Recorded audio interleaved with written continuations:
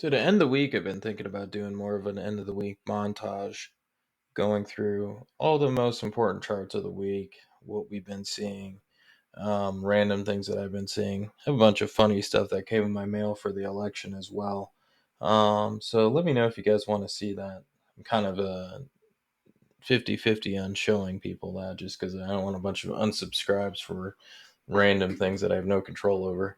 I got these funny things from the Democrat Party and the Republican Party, so maybe at some point I could show you guys that. But getting through the charts here today, just wanted to go over some of these key setups that we've been seeing lately. Some that have been building for many years, and maybe elaborate a little bit more on things I've been saying.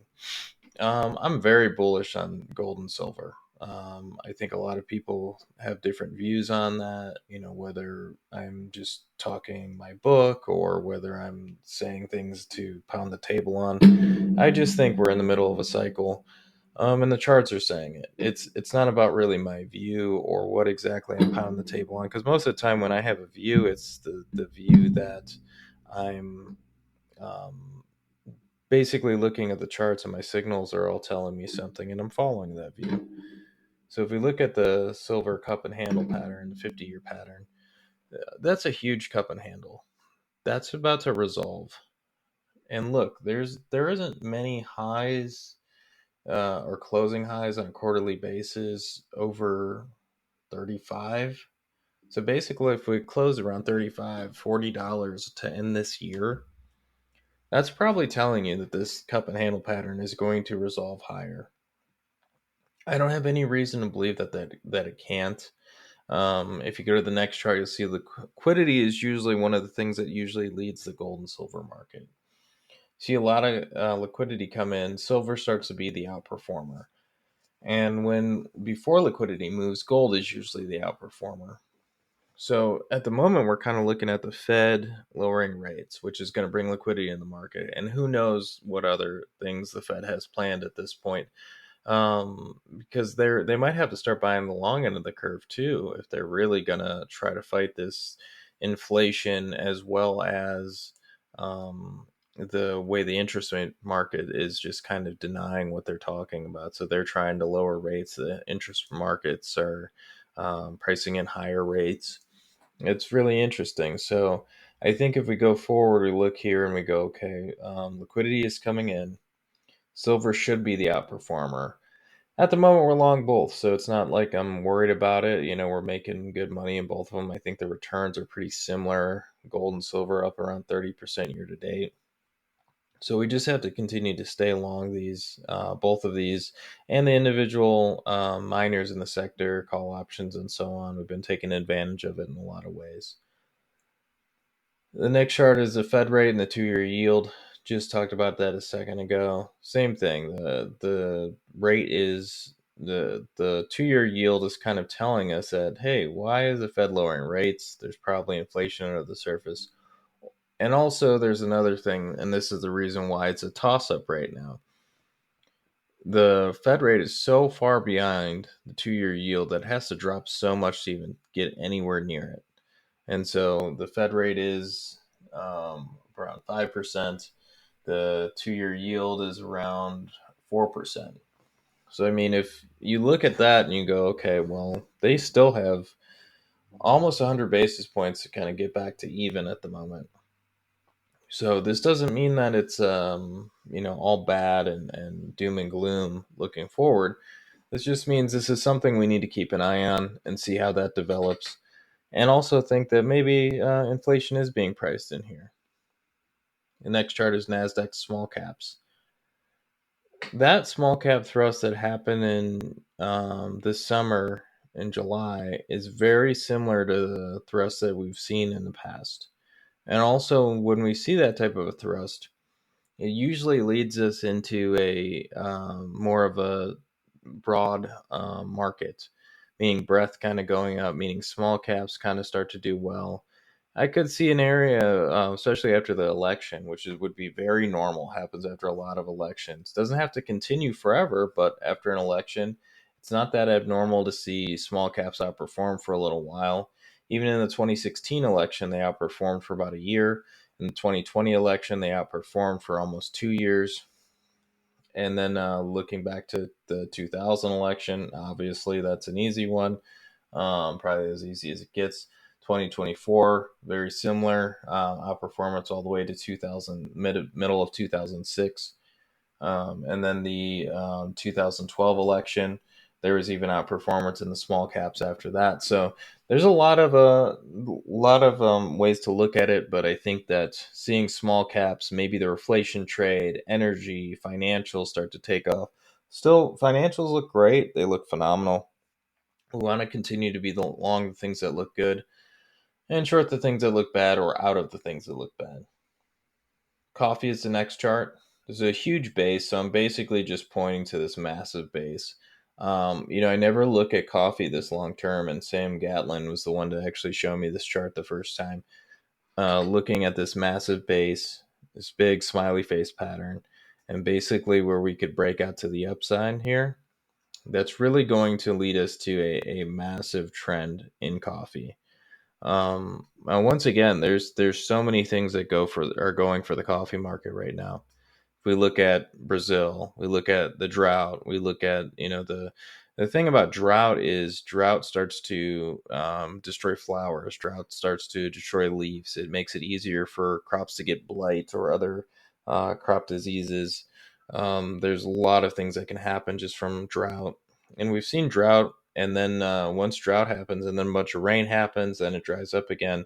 That's really a very bad situation for most of these commodities that are in South America. Most of the softs, we're looking at coffee, orange juice there's a lot of oranges that are down there as well. Soybeans also, so corn. So all these are going to put some pressure on the broad agricultural market. So I think the ags, the softs, are going to start doing well coming into the end of this year and probably start really outperforming into next year. Next chart is copper.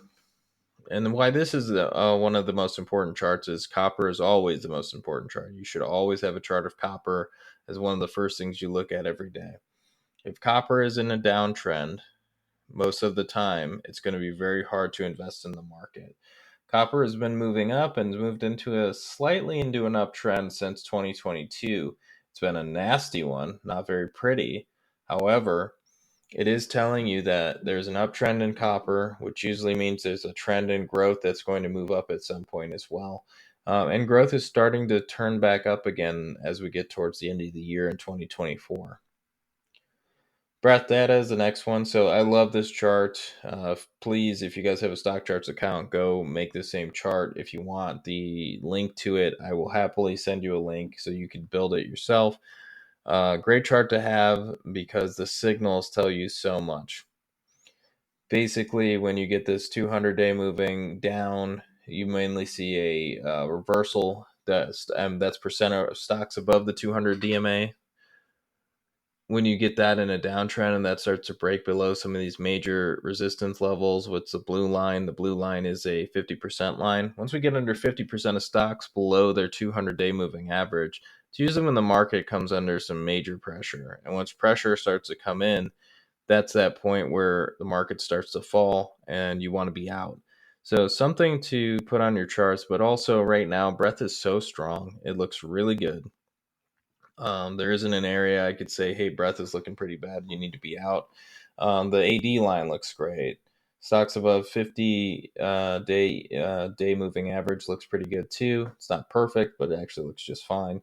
That's a short term signal. Long term stocks above 200 day, those look great. Next chart is the VVIX to VIX. So looking at the volatility of volatility is what the VVIX is. So what this does is basically it's a good first signal of when we should be getting out of the market. At the moment, I'm not seeing any of that. So we're not seeing any of that. We're going to have an election.